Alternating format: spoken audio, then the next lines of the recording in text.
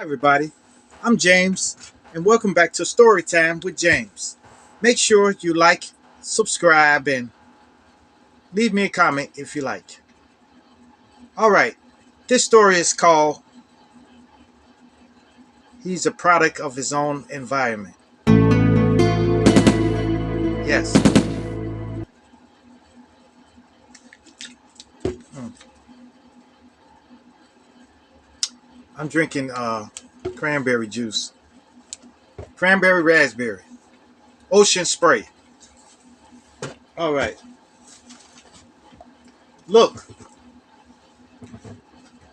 when I worked at the library, this was like 5 years ago, 5 or 6 years ago. I happened to meet this guy named Don.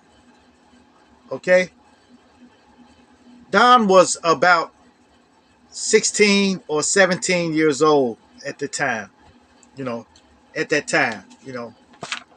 But I used to I took him under my wing as something like a son. I used to talk to him. I used to try to tell him how to survive out here in the streets because I used to tell him that these streets are unforgiving. They're unforgiving, and that he need to be responsible for his own actions, and that he will be an adult soon. At the age of 16, 17 years old, he was close to being an adult. So I told him he need to straighten his act up like yesterday.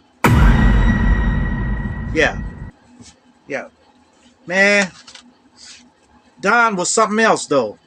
He was kind of a suave dude, kind of snappy dresser and stuff like that, and he was fairly intelligent too. So I used to write him down jobs that he can get at his age, while he was still in school. And I told him he need to graduate too, that he need to stick to studying and stuff like that, and don't be out in these streets like that. I used to constantly tell him stuff like that. Every time I saw him, I would lecture him on how to survive, about getting a job and trying to work and trying to stay out the streets. Well, yeah, I used to talk to him all the time about that, you know. So anyway, one day Don came to me. He came to the branch, to the library branch, and he was lumped up, swolled up, Then he told me a gang jumped on him. Now, I don't know because he was a manipulator too. He would kind of lie a lot. He would manipulate people. So I don't know if he got jumped in or what. It looked like he got jumped in because all the shots was to his face. Like they was just hitting his face and stuff. So I don't know. I don't know what's up, man. So after that, I told him about a job at FedEx. Maybe he can get a job at FedEx. So he said he went down there. I don't know if he went for sure or not. He said he went down there and they denied him. But anyway, well, one day I was talking to him about the police out here. That he don't get records. Get records on them. Don't get a lot of petty crimes and stuff like that. That's what we was talking about.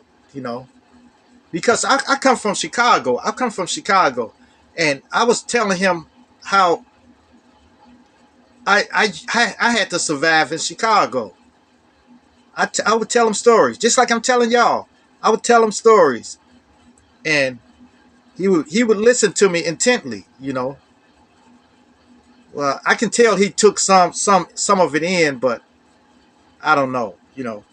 Anyway, what I came to work one day and I happened to look in the paper and then I saw Don. Yes, Don had went on the college campus and was stalking several women out there. Several women. So now he got caught. He got caught. So that's it. Now he's starting with the records. So that's it. He got a record. Got a record. He went to jail for 2 years. 2 years. Then when he got out of jail, he was like 19 then, when he got out of jail. And I told him, I said, man, you messing up, man. You messing up. He said, oh man, I was doing this and that. I said, no, you wasn't. No, you wasn't. You messing up, man. He said that the girl at the college was his girlfriend or something. He was going around there, but it was several women had reported him. Okay, so the campus police caught him, and they sent him to jail. But so he got denied. He got denied a job again. After that. Then later on that year, Don got popped in the stomach. In the stomach. By somebody. And he never told anybody who did it or what. So apparently he was in the wrong place at the wrong time. Or he was going in the wrong area, So after the shot, I thought he wasn't going to pull through, But then later on, he came to the branch again. And I said, man, what happened to you, man? What's up? He said, man, they popped me in the stomach, man. He lifted his stomach up. He lifted his shirt up. And he had a colostomy bag. Yeah. A bag so all the waste can come out and go into there. So, I don't know, man. I don't know. Maybe, I think he was trying to steal something or trying to steal something from somebody or something.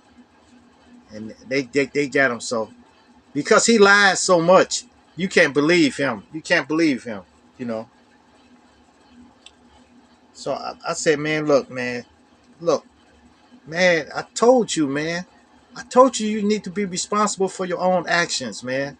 And you need to leave these streets alone. I told you how unforgiving these streets are. You don't listen to me.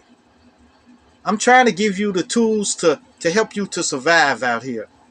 And you won't listen to me, And he said, oh, man, I'm sorry, man. I'm sorry. No, man, it's just circumstances. I said, no, don't give me that circumstances. The circumstances is you. You need to straighten out, man. I said, man, this has been a warning to you. With this colostomy bag thing, that is a straight up warning to you you got to straighten yourself out. You got to straighten yourself out. So after that, a little later, I saw him walking down the street. I was driving and I saw him walking down the street, and I pulled over, and he asked me for a couple of dollars again. So I think I gave him about see, y'all know I keep telling y'all I don't carry cash. I don't carry cash. I only have my card. So I told him, I said, look, I've in my pocket, I found $4. I gave him $4. He was happy to get the $4. I told him, man, come on, man. You look high right now. You look high. Man, he was going down the tubes. So later on, I came back down the street again. It was like a couple of days later. Coming down the street again, saw him again. He asked for a couple of dollars again. So apparently, he told me he was kind of homeless now because his father wasn't in his life, and I I think his grandmother was raising him. So I don't know. So I gave him like $2 or something like that. Then he walked on, walk. Then he was driving a car, and I saw him driving a car. He said, "This is mine." And I said, "Oh, okay." And but apparently it wasn't. It was some car that I don't know. He told me everybody drives it, but he told me it was his car. He purchased it. So I said, "Oh, okay, that's good. That's good." But anyway, the police got on him, and they pulled him over, and they took him to jail again. Took him to jail for maybe a week or two or something like that. Then he got out, back on the streets again. So I don't know what happened to Don. I don't know what happened to Don. I lost touch with him. Matter of fact, he didn't come around anymore. But I know he got out of jail. So, like, man, I'm telling you, man, some of these young folks, they don't listen. They won't listen to you. They won't listen. No matter how much you try to drill it in them about straightening out and how to be a productive citizens in society, it don't work. It don't work. All you can do is just try to lecture them, try to tell them, and let them handle their own decisions. Let them go on their own. You know, like let them go on their own. You know, like I told him, you need to be responsible for your own actions. He has to be responsible for his own actions. I can't do nothing for him. Well, that's it, you guys. Make sure you like, subscribe, and leave me a comment if you like. And hit that bell notification. Hit that bell notification so that you know every time I drop another video. And share, share, share. Share my videos with your family.